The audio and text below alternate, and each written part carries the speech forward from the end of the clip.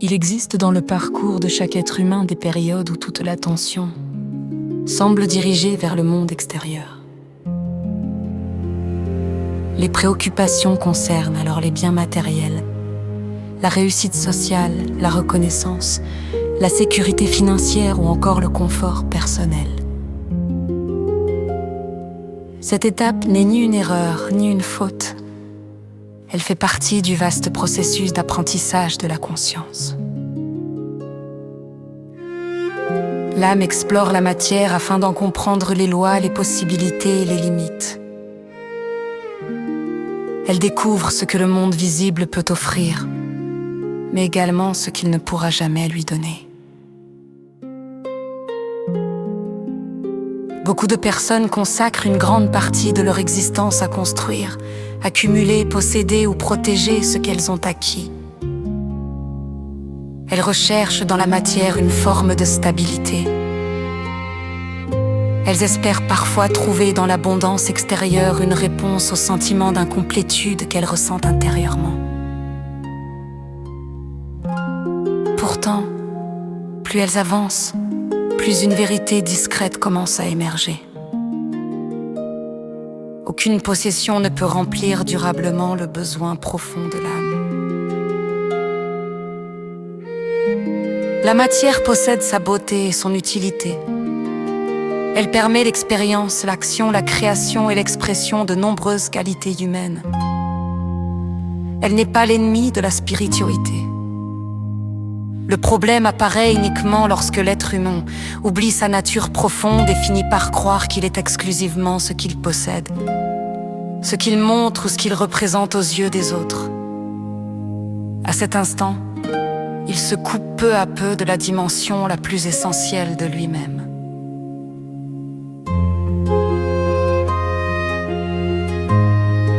L'éveil spirituel commence souvent par une déception, non pas une déception négative, mais une révélation silencieuse. Malgré les réussites, malgré les acquis ou malgré les plaisirs obtenus, quelque chose demeure insatisfait. Une question apparaît dans le cœur. Pourquoi ce vide subsiste-t-il alors que j'ai obtenu ce que je recherchais ? Cette interrogation ouvre une porte vers une compréhension plus vaste de l'existence. Peu à peu, la conscience découvre que le véritable trésor ne se trouve pas dans ce qui s'ajoute à elle, mais dans ce qui se révèle en elle. Elle commence à percevoir que la paix intérieure vaut davantage que toutes les richesses extérieures, car personne ne peut la voler. Elle comprend que l'amour sincère possède une valeur que l'argent ne peut acheter. Elle réalise que la sagesse acquise à travers les expériences devient une lumière capable d'éclairer toute une existence.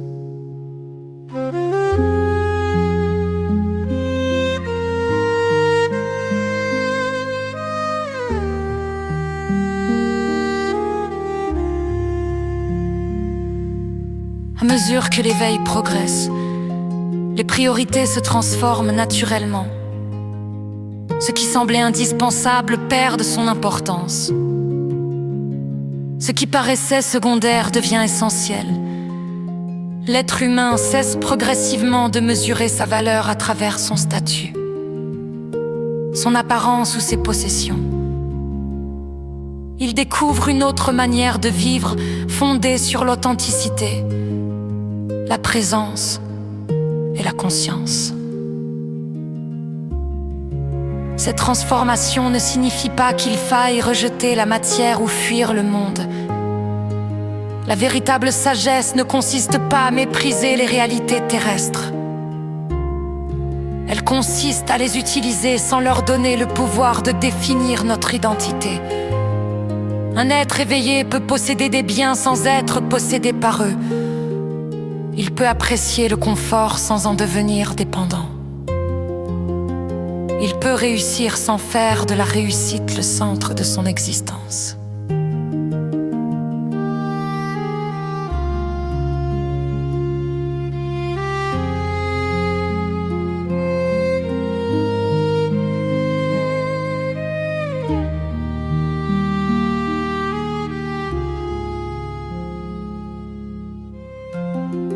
Lorsque l'âme atteint une compréhension plus profonde, elle découvre que la vie n'est pas uniquement un parcours destiné à accumuler des expériences extérieures. Elle comprend qu'il s'agit avant tout d'un chemin de transformation intérieure.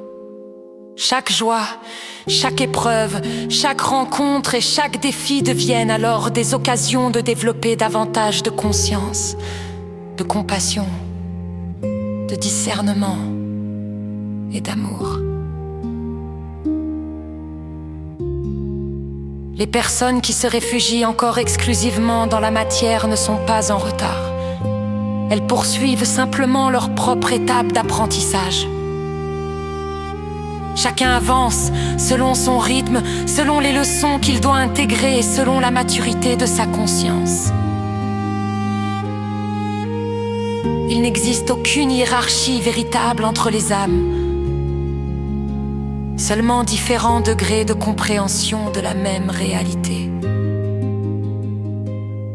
Au terme de son évolution, l'être humain découvre que tout ce qu'il cherchait à l'extérieur existait déjà sous une forme plus pure à l'intérieur de lui-même. La sécurité recherchée devient confiance. La richesse recherchée devient sagesse. La reconnaissance recherchée devient connaissance de soi. Le pouvoir recherché devient maîtrise intérieure. Alors l'âme cesse de courir après les mirages du monde et commence à rayonner ce qu'elle est réellement.